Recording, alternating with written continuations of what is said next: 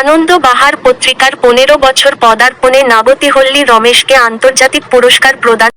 কলকাতায় নাবতিহল্লী রমেশকে প্রদান করা হলো গঙ্গা কাবেরী মহাসাগর ও পৃথিবী করুণা আন্তর্জাতিক পুরস্কার।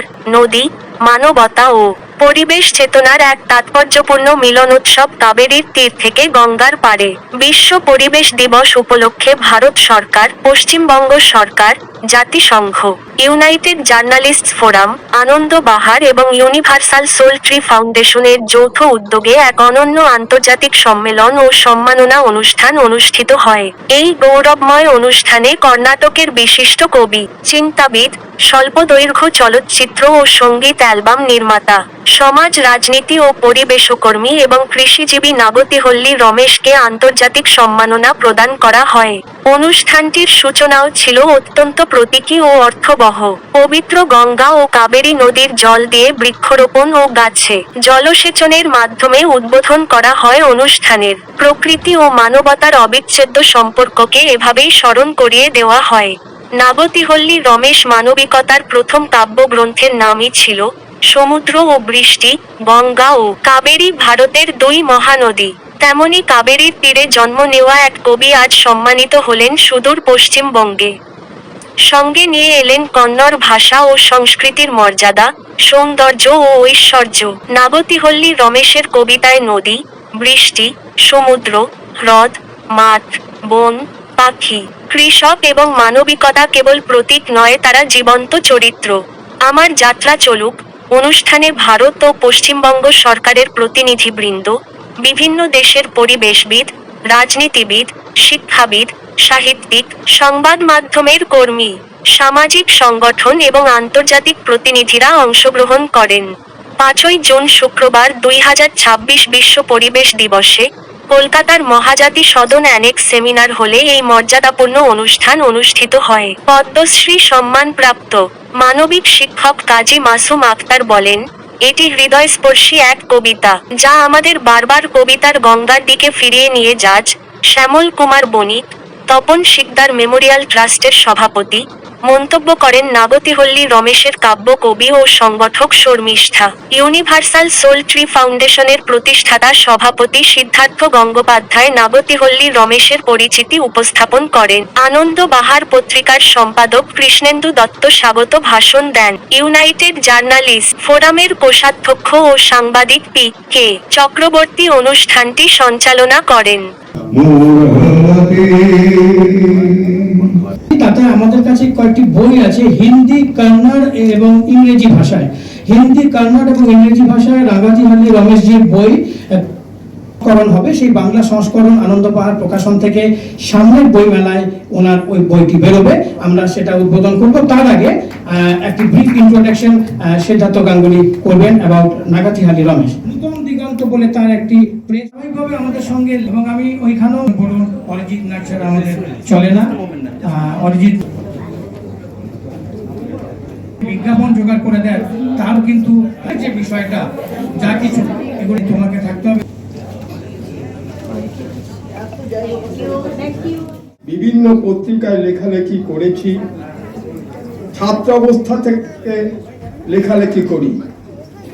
10 টাকা 15 টাকার বিনিময়ে ভাষণ, সম্পাদকীয় ইত্যাদি ইত্যাদি লেখে আমার লেখার হাতে করি। নিজেও পত্রিকা চালিয়েছি, কিন্তু আজকে আমি দায়িত্বহীন ভাষায় বলতে পারি 14 বছর একটা ছোট পত্রিকা, এই দীর্ঘ পথ চলা খুব সহজ নয়। যেমন আজকে অনেককে এখানে সম্মানিত করা হলো, অভিনন্দিত করা হলো, আর এর পেছনে যে নিবিড় অনুশীলন সেটা কিন্তু ফেলা নয়। শ্যামল বণিক মহাশয়, আমরা তাদেরকে আগে সম্মান জানাবো এবং তারপরে শ্রী রমেশজিকে আমরা সম্মান জানাবো ওনাদের মাধ্যমে, এবং তারপরে মাসুম আক্তার মহাশয়কে বিশেষ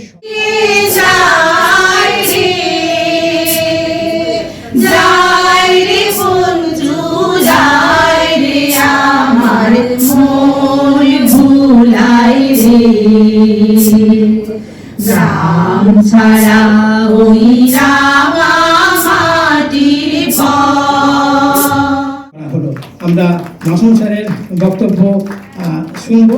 তার আগে উনি একটু কাজের মধ্যে আছেন, তো আবার উনি আসলে জি24 ঘন্টায় আজকে একটা বিষয় নিয়ে এই চলছে, বাইরে জি24 ঘন্টার প্রতিনিধিরা আছেন, তাকে ওই মুহূর্তে ধরছেন। আমরা পরে তার বক্তব্যটা শুনে নেব। অনেক ধন্যবাদ। প্রতি বছরের 5ই জুন দিনটা আমাদের নতুন সংখ্যা তৈরি হয়, প্রথম সংখ্যা, অর্থাৎ 5ই জুন আমাদের পত্রিকার প্রথম সংখ্যা প্রকাশ পেয়েছিল। সেই হিসেবে আজকে 14 পেরিয়ে 15 বছরের প্রথম সংখ্যা প্রকাশ হলো।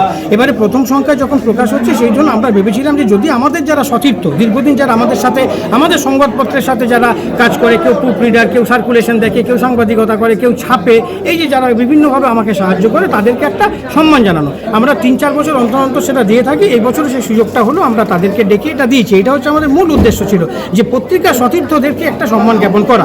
তার সাথে সাথে সিদ্ধার্থবাবু বলে একজন আছেন, ইউনিভার্সাল পোল্ট্রি ফাউন্ডেশন, তিনি পরিবেশ নিয়ে কাজ করেন। তিনি আমাকে বললেন যে আপনি পরিবেশ দিবসের দিনে যখন অনুষ্ঠানটা করছেন, তাহলে একজন পরিবেশ কর্মীকে নিয়ে করুন। সেক্ষেত্রে আমরা রমেশজির সাথে আমাদের পরিচয় হলো। নাগাতিয়ালি রমেশ, তিনি কাবেরী বাঁচাও আন্দোলনের সাথে দীর্ঘদিন মুভমেন্ট করছেন, এবং তখন আমরা তার সাথে যোগাযোগ করি। তিনি বলেন যে আমি কলকাতায় থাকবো, আসবো। তিনি এলেন, তিনি একটা কনসেপ্ট দিলেন যে আমি কাবেরীর জল নিয়ে যাবো, ফলে কাবেরী এবং গঙ্গা দুটো জল দিয়ে আমরা আজকে গাছগুলোকে জল দিয়েছি।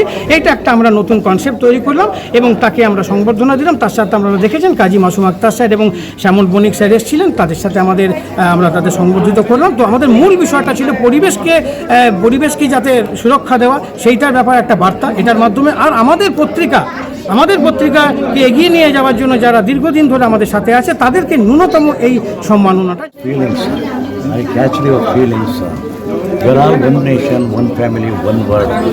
So this is such a person. So what I'm saying, we have to take care of our health. We have to kill our gratitude. Especially we have to take care of consumer. ग्राहक होते छोड़ते हैं, रक्षक होते हैं, पृथ्वी अच्छी होते हैं, भूमि अच्छी होते हैं. So we are temporary tenants in this. We are not original. But the original owner is Earth Mother. But we have to take care of love, care, compassion, affection, and everything.